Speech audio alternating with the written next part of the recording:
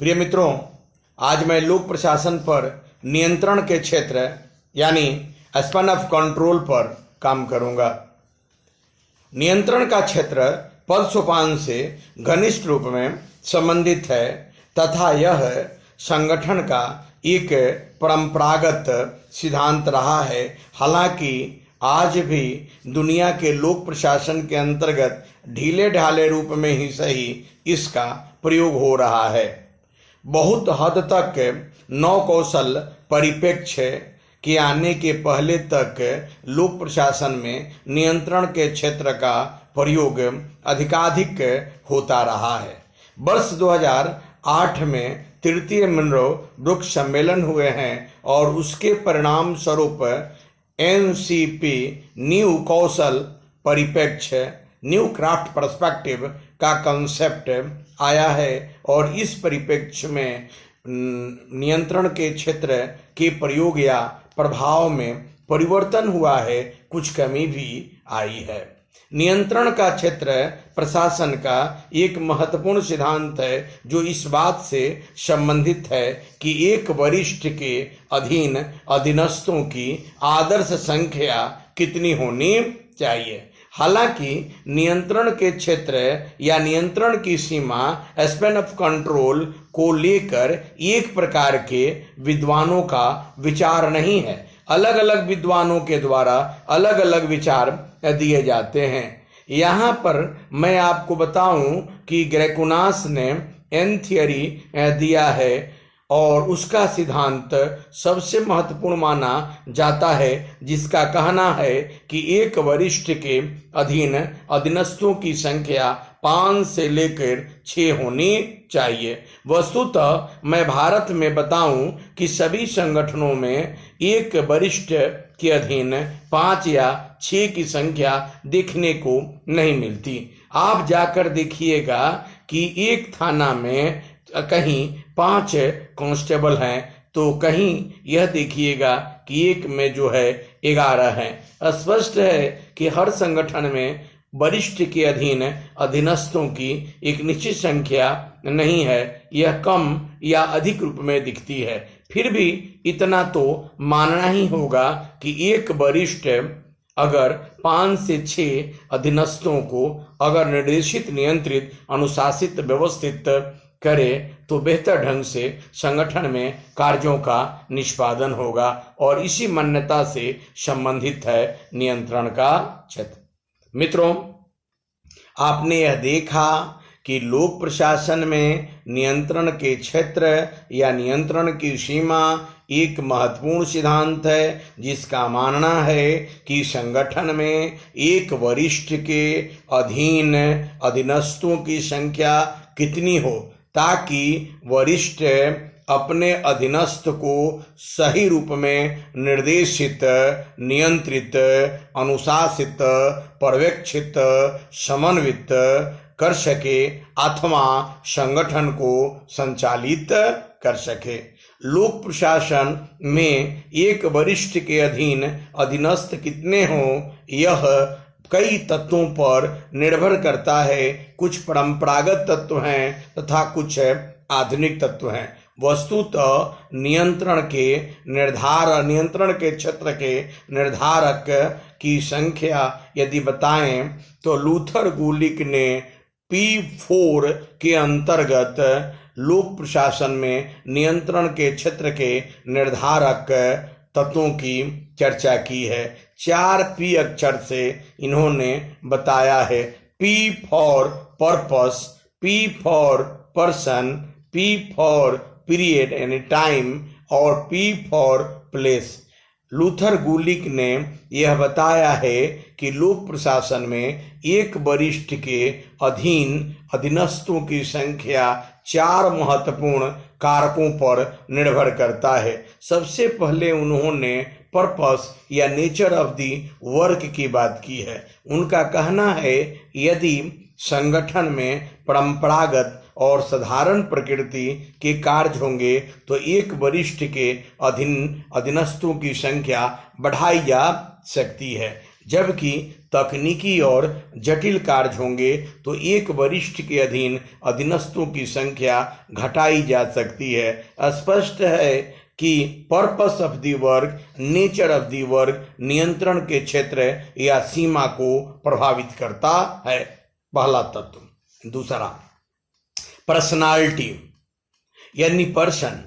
यदि वरिष्ठ योग्य है, कार्यकुशल है, उसमें अभिक्षमता है, जीव शक्ति है, उसमें प्रायोगिक अभिक्षमता भी है, निर्देशन नियंत्रण करने की बेहतर क्षमता है, संचार क्षमता है, नेतृत्व क्षमता है। यानी यदि नेतृत्व स्ट्रॉन्ग पर्सनालिटी का हो, उच्च व्यक्तित्व का हो, तो उसके अधीनस्थों की संख्या बढ़ाई जा सकती है। ठीक इसके विपरीत यदि नेतृत्व यानी पर्सनालिटी अगर वीक हो नेतृत्व की, तो नियंत्रण की क्षेत्र को घटानी होंगी। स्पष्ट है कि लोक प्रशासन में एक वरिष्ठ के अधीन कितने अधीनस्थ हों, अर्थात नियंत्रण का क्षेत्र क्या हो, यह नेतृत्व पर और नेतृत्व के व्यक्तित्व पर निर्भर करता है। यह नियंत्रण के क्षेत्र को प्रभावित करने वाला दूसरा कारक है।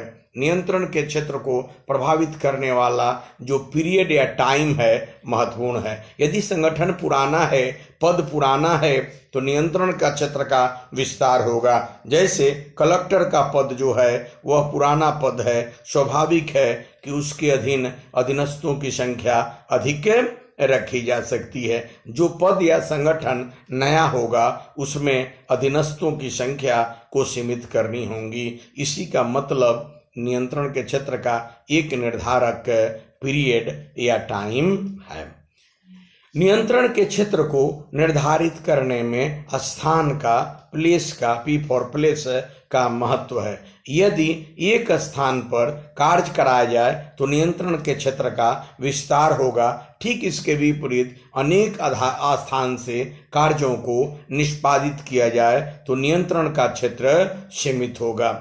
जैसे पासपोर्ट कार्यालय में या फिर बैंकिंग वगैरह में आप देख सकते हैं कि ये एक बैंक मैनेजर या बैंक का चीफ मैनेजर बैठा हुआ है और उसके अधीन वहाँ 50 की संख्या में अधीनस्थ काम कर रहे हैं। स्पष्ट है कि बैंक में एक स्थान से अधिकाधिक लोगों को नियंत्रित, निर्देशित, पर्यवेक्षित की जा सकती है, लेकिन अलग अलग करेंगे तो फिर उसको नियंत्रित, निर्देशित करना कठिन होगा। कहना नहीं होगा कि स्थान भी नियंत्रण के क्षेत्र को प्रभावित करते हैं। मित्रों, लूथर गोलिक ने जो नियंत्रण के क्षेत्र के संबंध में 4 प्रकार के आधार बताए उसी की मैंने चर्चा की। मैंने बताया आपको नियंत्रण के क्षेत्र के लिए purpose, personality, period and place.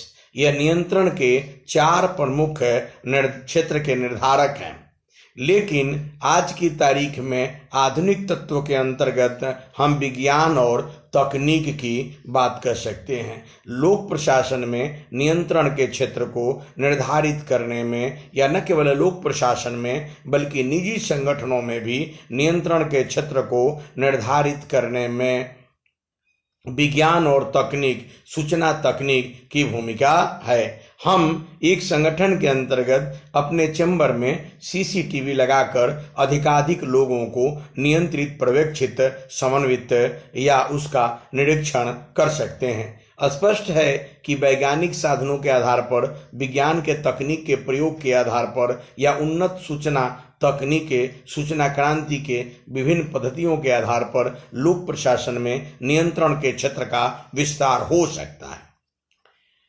इसके अतिरिक्त मैं मनोवैज्ञानिक और भौगोलिक कारकों की भी चर्चा करूंगा।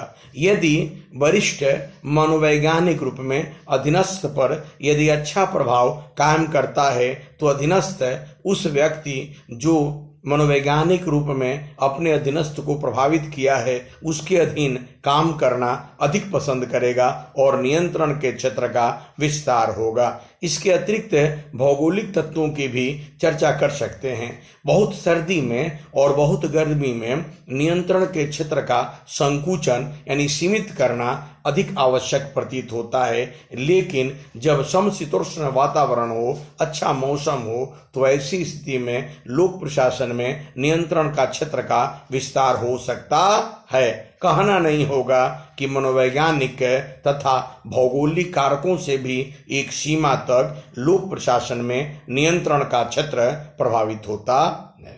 मैंने आपको बताया कि लोक प्रशासन में नियंत्रण का क्षेत्र एक महत्वपूर्ण सिद्धांत है जो इस मान्यता से संबंधित है कि एक वरिष्ठ के अधीन कितने अधीनस्थों को रखा जाए ताकि अधीनस्थ सही रूप में कार्यों को निष्पादित करें और संगठनात्मक विकास हो।